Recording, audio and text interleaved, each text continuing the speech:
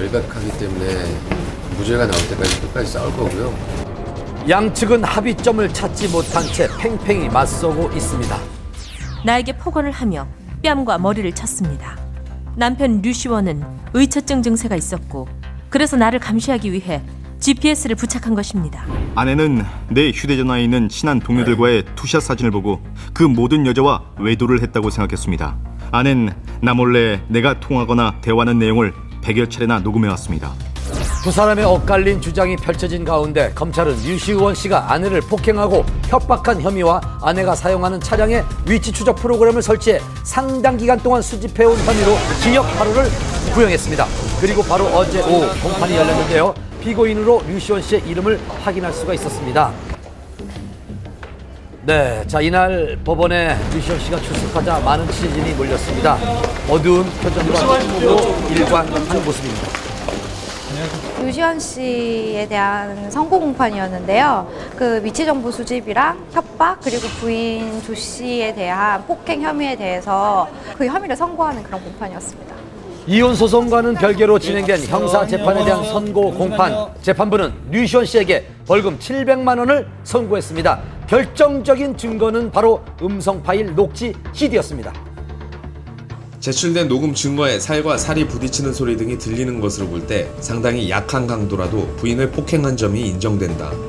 아내를 협박한 혐의에 대해서는 부인 차량에 몰래 GPS를 부착했을 뿐 아니라 사람을 고용해 행적을 감시할 수도 있다는 취지의 발언을 한 점도 인정된다. 비록 부부 사이에 말다툼 끝에 나온 발언이라고 하더라도 피해자에게 공포심을 느끼게 하기에 충분하다.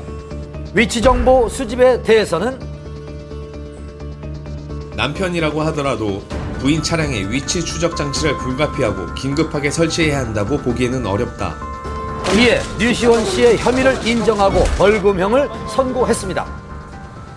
지난번 결심에서는 검찰이 징역 8월을 구형을 했었는데요. 재판부에서는 류시원 씨가 이전까지 그 전과가 없었다는 점 그리고 벌금형 2차례 정도만 있었다는 것을 고려해서 벌금 700만 원 정도로 선고를 했습니다. 이번 선고가 이혼 소송에도 영향을 미칠지 귀추가 주목되고 있습니다. 물론 이혼 소송과 이번 형사재판과는 별개의 재판이지만 형사재판에서 일단 1심이지만 유죄가 선고됨으로 인해서 기타 혼인관계를 이제 지속할 수 없는 중대한 사유 중에 하나로 인정될 수 있기 때문에 이혼 소송에서도 굉장히 불리하게 판단할 수가 있죠. 선고 공판을 마치고 법정을 나서는 류시원 씨. 이번 유죄 판결에 대한 입장은 어떤지 들어봤습니다. 한 말씀만 부탁드릴게요. 일단 비록 벌금형이 나오긴 했지만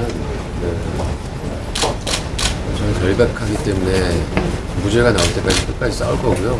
당연히 항소할 겁니다. 네, 감사합니다. 또다시 예고된 치열한 법정 공방. 향후 추이를 좀 더 지켜봐야 할 것 같습니다.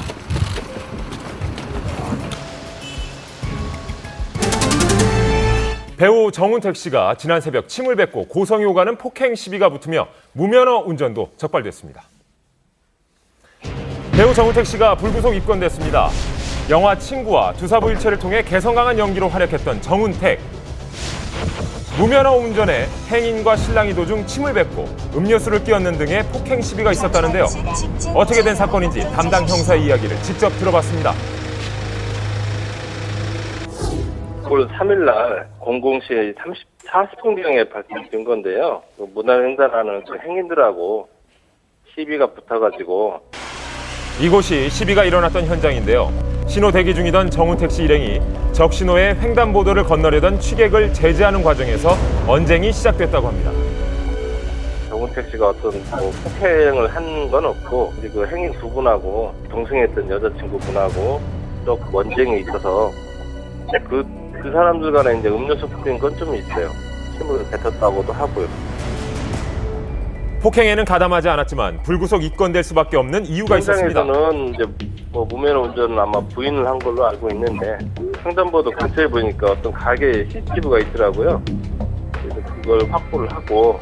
여기서 주목할 만한 점은 그 정운택 씨가 2004년에 그 면허가 취소된 점인데요. 경찰이 그 CCTV 화면을 분석을 하고 조사를 하는 과정에서 지인이 몸살을 호소하자 정운택 씨가 스스로 자신이 이 차량을 무면허인 상태에서 운전을 했다고 자백을 한 것입니다.